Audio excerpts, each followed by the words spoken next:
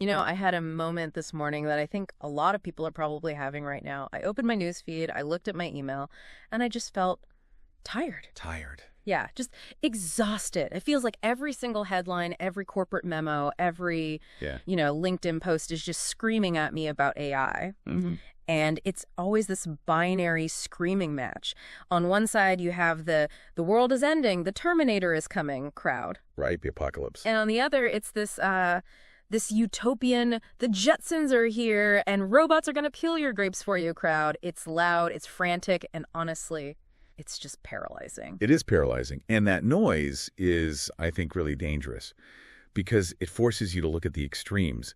It's a distraction. A distraction from what's actually happening. When you're looking up at the apocalypse or the utopia in the sky, you aren't looking at what's happening on your desk right now today. That is exactly why I wanted to talk about this book. I mean, it felt like finding a quiet room in a hurricane.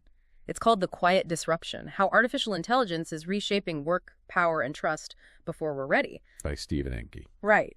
And just that title, The Quiet Disruption, it felt like the perfect antidote to all that screaming. It really is. Imke's whole premise is that while everyone is watching for the Big Bang, the cinematic AI moment, the real change is happening through erosion. It's quiet. It's structural. And it's already happening. It's not a 10-year forecast. Not at all. He's very clear this isn't about what AI might do. It's about the second-order effects that are already rippling through everything right under our noses because we're all looking at the wrong things. So who is this guy, Stephen Imke? Because, if I'm going to listen to another expert on AI, I need to know they aren't just some tech hype man trying to sell me a subscription to their new tool. He is definitely not a hype man. He's maybe the opposite of a hype man. He's an industrial automation veteran, a systems guy through and through. Mm-hmm. His background is fascinating. He started out in the Coast Guard as an electronics tech, then spent years at Digital Equipment Corporation, DEC, back in the 90s. Oh, wow, DEC, that's old school. Exactly. He's actually built and taught robotics. He's been on the factory floor. So he's got dirt under his fingernails. He's not just theorizing from a coffee shop in San Francisco. Far from it. But there's something else about him, something he mentions right at the start of the book, that I think is even more important in his resume. He opens with this really personal note about being dyslexic. Yeah, I caught that. He called it his dyslexia advantage. I was really struck by that. It's such a great story. He talks about being a kid in school, and the teacher asks the class to draw a tree. Now think about how a normal kid draws a tree. Sure. You draw the brown trunk, maybe a little hole for a squirrel, and then a big, green, fluffy cloud on top. You draw the profile. The profile, the side view, that's what a tree looks like. Imke drew concentric rings. Like you cut it down and look at the stump, the cross-section? Exactly. He drew the inside.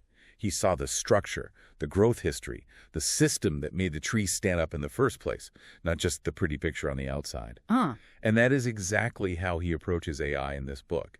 He's not looking at the chatbot surface, the pretty leaves. He's looking at the rings, the incentives, the power dynamics, the hidden infrastructure. He wants to know why it works, not just how to use it. And his perspective has shifted over time, hasn't it? He says he used to be a massive advocate for all this stuff. Oh, a huge one. He spent years telling small businesses, you need to automate, you need to adopt this. This is the future. But he's moved from that advocacy to what he calls unease. Unease. That's a great word. It's not panic. Panic is cheap. Unease is thoughtful. It's a deep-seated feeling that something isn't quite right. He's uneasy because he sees capability racing ahead of wisdom. The how is moving way faster than the why. Precisely. And that's the core question of this whole deep dive, really. What happens when our technical ability to do things completely outstrips our wisdom about whether we should? Okay, so let's get into the how then. Imke starts by taking us back to the 90s, to that factory floor at DEC.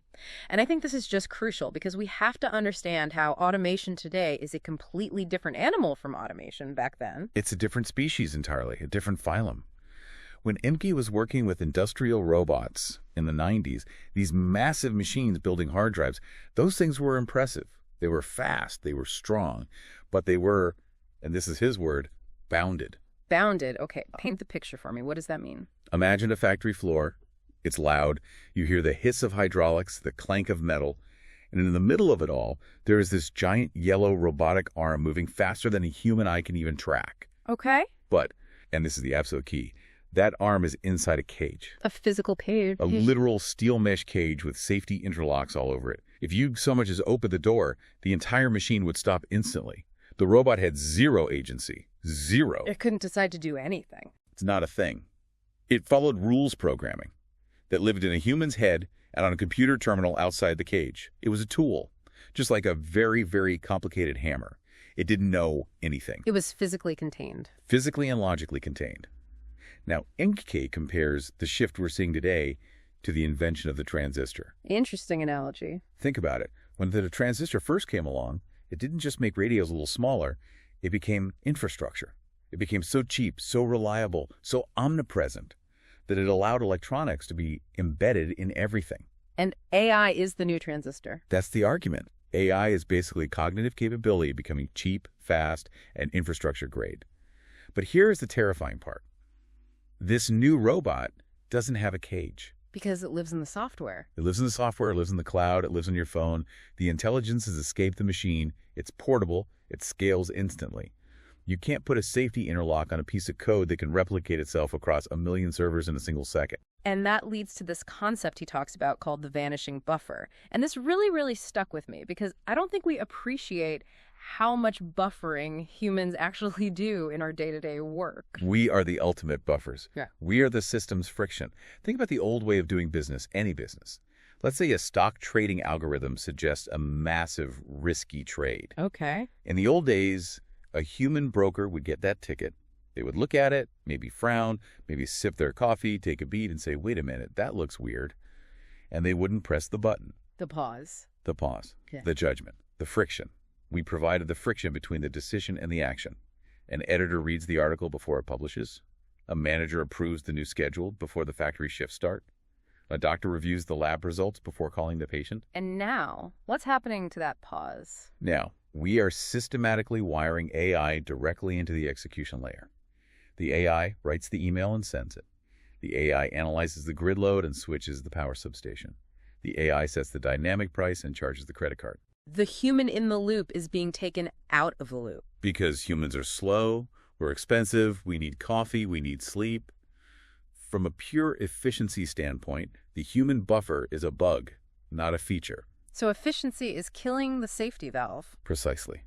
Imke warns that when you remove that buffer, errors don't just happen one by one anymore. They scale. If a human makes a mistake, they might ruin one customer's day. It's bad, but it's contained. Right. If an unbuffered AI makes a mistake, it can ruin 1 million customers' days in the time it takes you to blink. The error scales just as fast as the system does. It reminds me of that line he quotes from Jurassic Park. You know the one. Oh, yeah. Your scientists were so preoccupied with whether or not they could, they didn't stop to think if they should.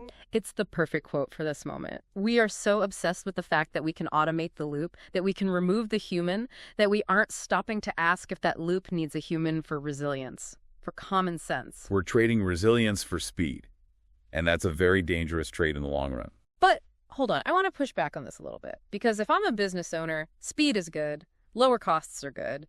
If I can use an AI to do things faster and cheaper, why shouldn't I? Imke seems to think this leads to some kind of collapse of the workforce, but isn't that just progress? Isn't that what we've always done? That is the trillion-dollar question, isn't it? And Imke addresses this in what I think is maybe the most heartbreaking part of the whole book. He calls it the collapse of the apprenticeship ladder. Heartbreaking is a strong word for a book about business and technology. I think it fits. Because when we talk about AI taking jobs, we usually ask the wrong questions. We ask, will AI replace lawyers? Or will AI replace accountants? Or will AI replace doctors? Right, and then you get that cliche answer, no, but a lawyer using AI will replace one who doesn't. Exactly, that's the consultant speak. But Imke's, forget the job titles. Look deeper. Look at the tasks. What specific tasks is AI actually good at right now? It's good at summarizing things, drafting emails, basic research, looking for patterns. Right. It's good at all the grunt work. The stuff nobody wants to do anyway. Exactly. The stuff we all complain about having to do. But here is the catch. The devastating catch. Grunt work is how you learn. Oh. That's it. That's the whole thing. Let's look at a law firm. How does a 24-year-old, fresh out of law school graduate eventually become a wise 50-year-old senior partner who can command $1,000 an hour? They spend a decade in the basement, reading contracts, looking for typos, doing document review until their eyes bleed. They do the drudgery. And by doing that drudgery, they see thousands of patterns. They internalize what a bad contract looks like. They learn what a good one feels like. They build judgment.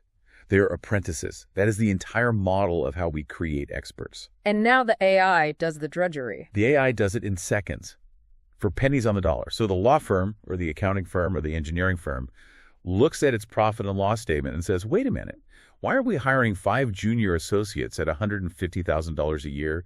We don't need them to do the grunt work anymore. We just need the senior partner to review the AI's work. So they just stop hiring the juniors. That is the silent firing. It's not about mass layoffs of existing employees, not yet. It's that the entry-level rung of the ladder is being quietly sawed off.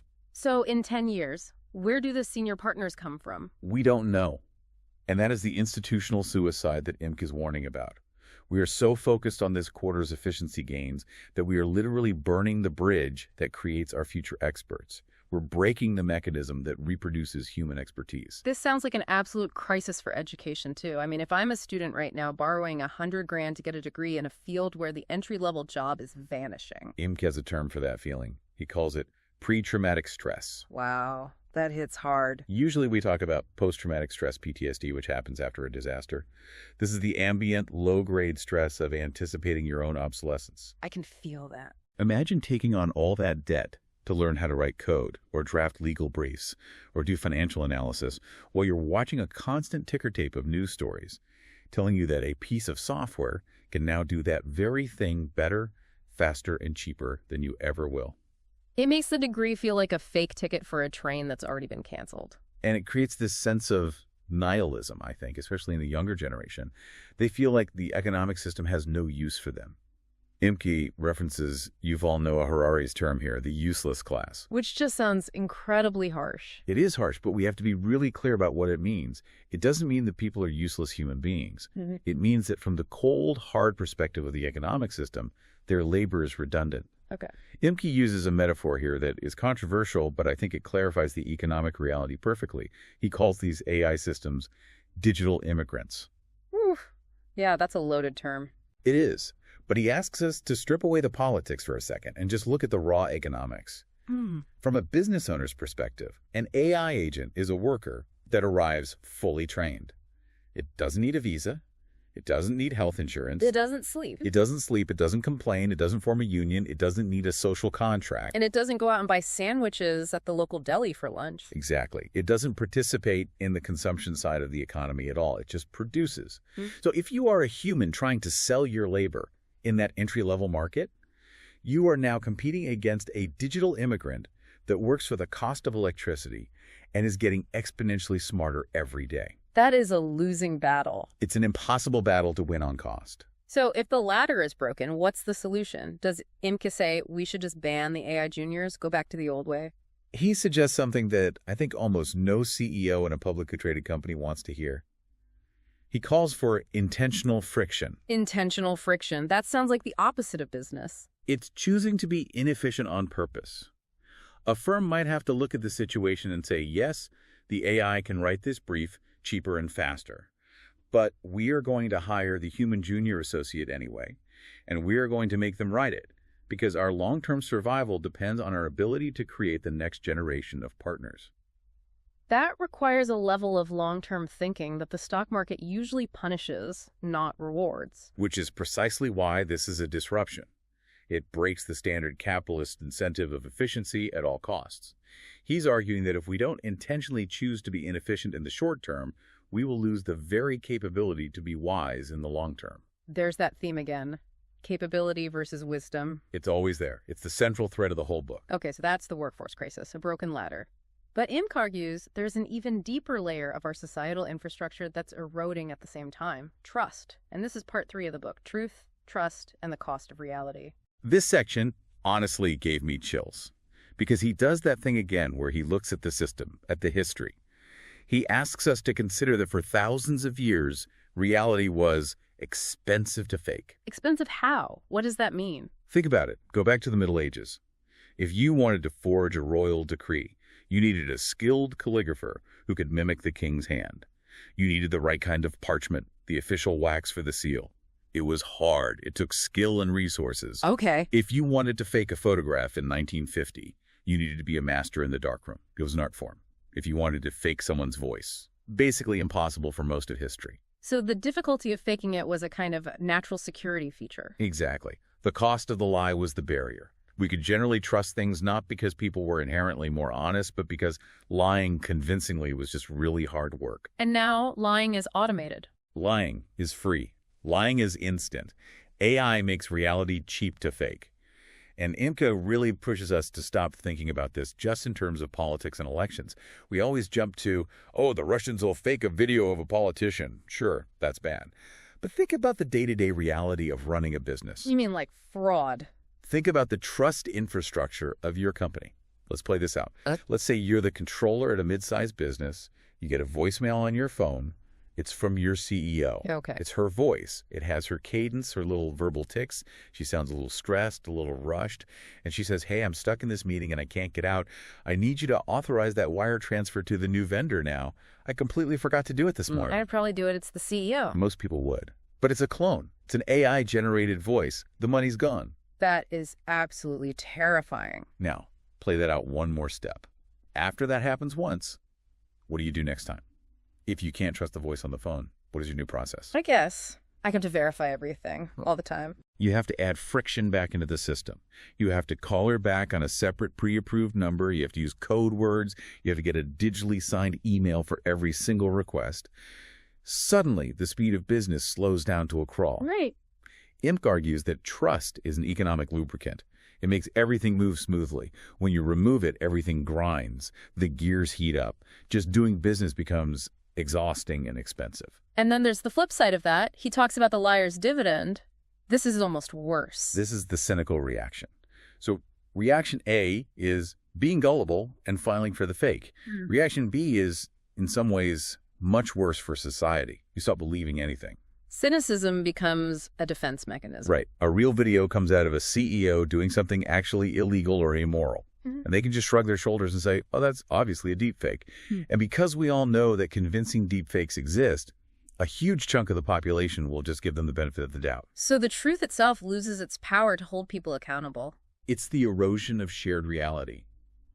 We are entering a world where you can just choose your own truth based on what you want to believe, because all the evidence, the photos, the audio, the documents, is now suspect. It feels like the ground is just dissolving beneath our feet. We can't trust our career path because the ladder is broken, and we can't trust our own eyes and ears because the image might be generated. And while we are all disoriented by this, the power is quietly shifting. And this brings us to the platform discussion. Right, part 4, productivity versus power. I have to admit, when I saw this in the outline, I initially rolled my eyes. I thought, okay, here comes the standard anti-corporate rant. But Imke makes this distinction between a tool and a platform that really changed my mind. It's a crucial distinction. It's everything. We use the words interchangeably, but he argues they are opposites. A tool is something you wield. Like a hammer. Like a hammer. Or even an old school piece of software, like a spreadsheet on your desktop.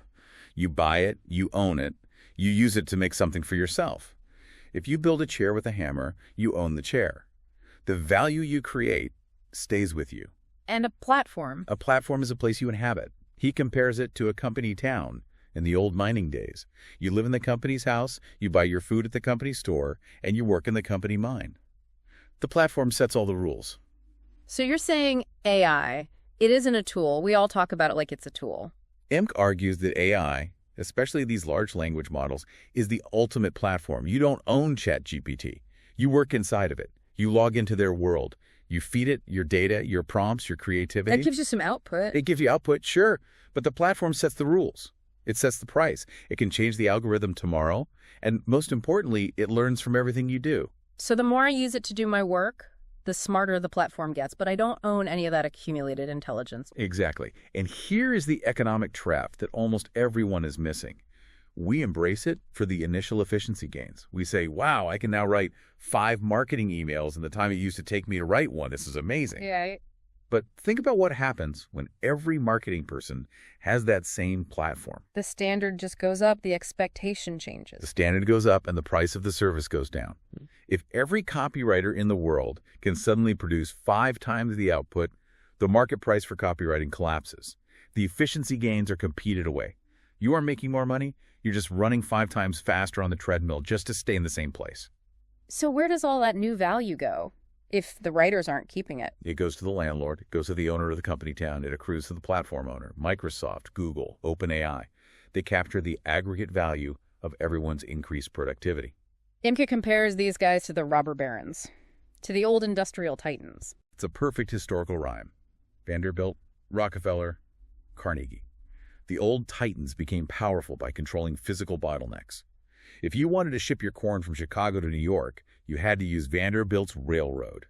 If you wanted to light your lamps at night, you had to use Rockefeller's oil. And the new titans. Altman, Musk, Bezos, Nadella. They don't just control a single bottleneck like rails or oil. They are building the infrastructure that thinking itself happens on. They control cognition. That's a heavy thought, controlling the infrastructure of thought. And it leads to what Imke calls his scary question about labor leverage. In the past, labor workers had power because they were necessary. You literally could not run the steel mill without the guys in the hard hats.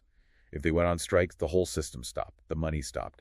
That gave them leverage to negotiate. But if the AI can do the thinking, the cognitive work... If the cognitive work can be done by the platform, the human worker is no longer strictly necessary.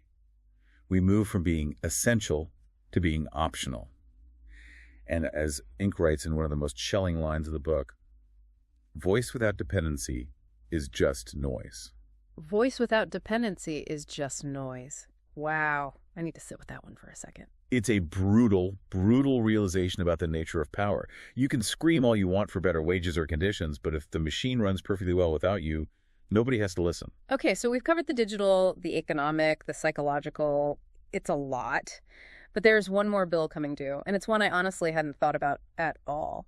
Part 5, the invisible bill, the physical cost. This is the part people miss because we have these terrible metaphors. We call it the cloud. We say, my data is in the cloud. It sounds so clean, so fluffy, so weightless, it sounds like it just floats up there. But it doesn't float. No, AI is incredibly heavy. It is a physical thing. It is land hungry, it is thirsty, and it is absolutely ravenous for electricity. I've heard about the energy usage in general terms, but Imke gets really specific about this idea of baseload power. Can you break that down for us? Sure. Think about your laptop. If you unplug it, it has a battery, it keeps running for a while. If the power flickers at your house, your lights might blink, but you're basically okay. A massive data center training a custom AI model is not a laptop. Right. It cannot tolerate any downtime, not a single millisecond of interruption. It needs a massive, constant, stable supply of power, 24/7, 365. And wind and solar can't provide that kind of stability. Not on their own, not yet. The sun sets, the wind dies down, they are intermittent sources. Data centers need baseload power that is always on, a flat line, forever. So where are they getting it from? Well, this is driving what he calls the quiet return of nuclear energy. Imke talks about Microsoft looking to restart 3 Mile Island to power its data centers. Wait, the 3 Mile Island, the place with the meltdown in the 70s. The very same. And Google and Amazon are investing billions in SMR's small modular reactors. Now, they're not doing this just to be green for their PR campaigns. They're doing it because nuclear is the only carbon-free source that can provide that massive, reliable baseload that AI demands. And if they can't get the nuclear plants built fast enough, what happens in the meantime? Then they burn gas, or they burn coal. When an AI company has to choose between saving the planet and losing the AI race, they will choose the race every single time. They will burn whatever they have to burn to keep those servers humming. And this creates that really weird dynamic he talks about, where the profits are global, but the costs are all local. Exactly. If a massive new data center opens in your town, the intelligence it generates is sold to someone in London or Tokyo. But the water that's being used to cool that data center, that comes from your local river. The spikes in electricity demand, that hits your utility bill. So the local community pays the physical price, and the global corporation keeps the digital profit. It's a huge hidden subsidy. And it also completely reframes energy as a national security issue. How so? You cannot have sovereign AI, a powerful AI model that's controlled by, say, the U.S. government for its own security, if you don't have the sovereign wants to run it. Energy independence is AI independence. They are now the same thing. Wow. Okay. I feel like we've just painted a very dark, very complex picture here. The broken career ladder, the fake reality, the platform trap, the energy crisis. It feels like a runaway train. It does feel that way sometimes. So is there a break? Does Imke offer any kind of way out of this, or should we just all go find a cabin in the woods? He does. He offers a path. It's not a magic bullet. It's not a 5-step plan, but it's a philosophy. It's part 6 of the book, The Golden Mean. Back to Aristotle. Back to Aristotle. Imke goes back to that core idea that we keep circling. The trouble starts when capability outruns reflection. And he uses the story of the sorcerer's apprentice to illustrate it. Mickey Mouse and the Enchanted Brooms. Exactly. Remember the story. Mickey isn't evil. He's not trying to destroy the world. He's just lazy. He has a chore he doesn't want to do carrying buckets of water. He sees a shortcut magic. He enchants the broom to do the work for him. And it works great at first. It works perfectly. The capability is there. The task is automated. But he doesn't have the wisdom to control it. He doesn't know the stop command. Right. And when he panics and tries to chop the broom up with an axe, every splinter becomes a new independent broom and the whole room floods. That is a disturbingly accurate metaphor for generative AI and what we're doing right now. It is. We are Mickey. We just wanted a shortcut to help us write emails and code a little faster. But now the room is flooding with content and consequences we can't control. So how do we stop the brooms?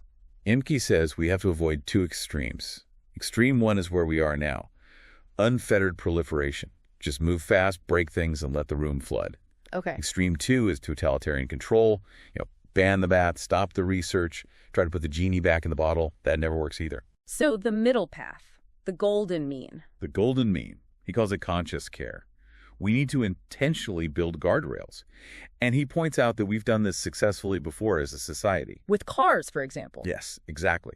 When cars first appeared, they were death machines. People were terrified of them. We didn't ban them. We invented seatbelts. We invented speed limits. We invented traffic lights and driver's licenses. We intentionally added friction to the system to make it survivable. And the ozone layer. The Montreal Protocol. We realized that CFCs were destroying the atmosphere, and the entire world actually got together and agreed to stop using them. We coordinated. It proves that it is possible when the stakes are high enough. You mentioned some of the newer laws coming out, like the ones in California about AI companions. The bot love laws. Yeah. It sounds kind of niche, but it's a really important start. It's a government regulation saying, hey, if you're going to create an AI that is specifically designed to form an emotional bond with a human being, there have to be rules. There has to be disclosure. There have to be limits. It's a guardrail for our minds and our hearts. So what about us, the people listening? The small business owners, the consultants, the learners he writes for. We aren't passing legislation in Congress. What does conscious care look like for us? For us, I think it's about where we choose to place our value. If you're a leader, it means looking at that silent firing problem and consciously choosing to resist it. It means investing in your human employees even when the software looks cheaper on a spreadsheet, because you know you need resilient, wise people for the long haul. And for individuals, for our own career. Stop trying to be a better robot. Stop trying to outcompute the machine. You will lose. You will always lose that race. The machine is faster. Instead, focus all your energy on the skills that compound with humanity. Judgment, ethics, the ability to handle ambiguity, the ability to look a client in the eye and say, I know the data says X, but my gut, based on 20 years of experience, says Y, and here is why we should listen to it. Be the human friction. Be the friction. Be the wisdom in the loop. Don't just let the loop close without you. Insist on your place in it. That is a very powerful place to land. It is. It feels like the only viable path forward. We've covered a massive amount of ground today, and I think we've definitely proven that The Quiet Disruption isn't just another book about tech. No, it's a systems book. Yeah. It connects the dots between the career of a junior lawyer, a deepfake video, a data center in your town, and the global energy grid. It shows you the whole tree, not just the leaves. So, here's the bottom line for everyone listening. If you are feeling that pressure, that unease we talked about at the very beginning, this book is your manual. It won't tell you which chatbot to use. It will tell you how to think and how to survive the flood. Exactly. It's written for the practical professional. Mm-hmm. It's clear, it's grounded, and it respects your intelligence. It's not trying to scare you or sell you something. The book is The Quiet Disruption, How Artificial Intelligence is Reshaping Work, Power, and Trust Before We're Ready by Stephen Imke. It's available right now on Amazon paperback and ebook. I would strongly recommend buying the paperback. There's something about holding a physical object, a real book, that feels like a nice bit of intentional friction against the digital world. I love that. Buy the physical book. Reclaim a little piece of reality. Reclaim reality. Thank you all for diving deep with us today. We really hope this helped clear up some of the signal from all that noise. Go check out the book, Be the Wise Sorcerer, Not the Lazy Apprentice. We'll see you in the next deep dive. Goodbye, everyone. Oh, wait, one last thing before we cut the feed. Sure, what's up? We talked about that part of the book, knowledge losing its owner. If the AI ingests everything we write and everything we say on these deep dives and everything humanity has ever created, and then it uses that to write the future, who actually owns the story of humanity anymore? That might be the most important question of the 21st century. If we no longer own our collective output, do we still own our future? Something to think about. See you next time.